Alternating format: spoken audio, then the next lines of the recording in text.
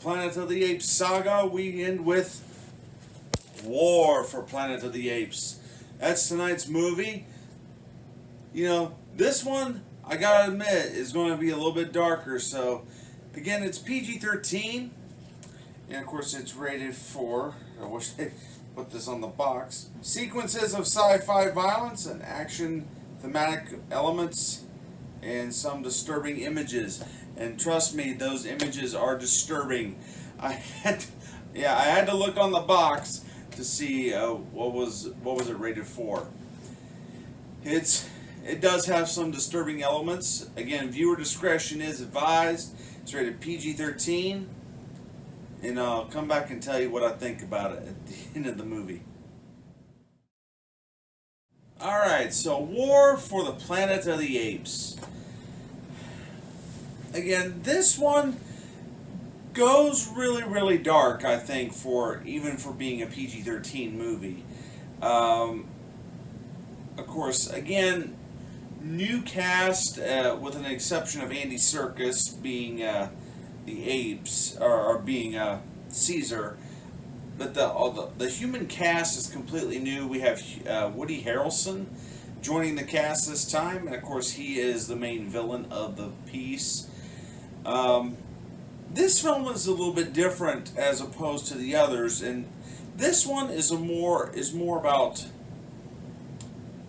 Of course, the whole series is about Caesar, and this one's really the film that where Caesar does a lot of soul searching, and again the virus.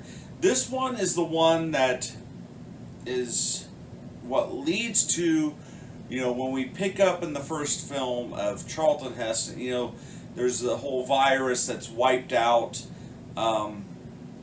the human race. The government has completely failed, and the surviving humans, the virus does mutate and take over, rendering the humans speechless and completely unintelligent. Yeah, very, very dark film. For this series. You have apes being tortured and crucified, not being killed, but they're definitely strapped to a cross of like some nature and tortured, and it's just, this one's just really dark, but it's still very, very well done. The visual effects are amazing, the performances are amazing, and one thing I didn't talk about during the whole this portion of the Planet of the Apes is that there was a little bit of controversy when Rise of the Planet of the Apes came out, whether or not Andy Serkis should be nominated for Academy Award for Best Actor or Best Supporting Actor. But of course they didn't give it to him because of the fact that this is a digital character and not a real life flesh and blood character. And the performances are dang good.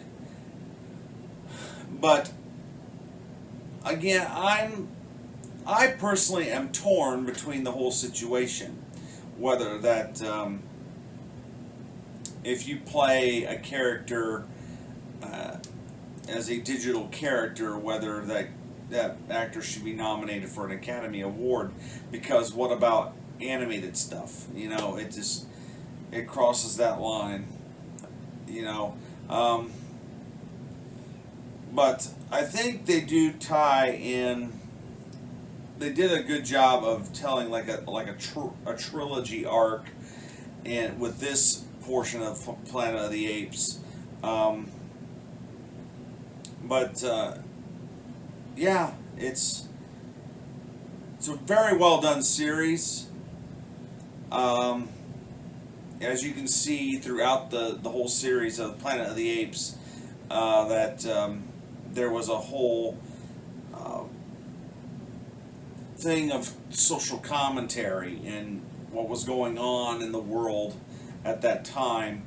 And even this one was more about, like the viruses and our government and things like that. So there we go. We have completed the Planet of the Apes, and the entire series of the Planet of the Apes. Yeah, how many films was it? It's quite a few films.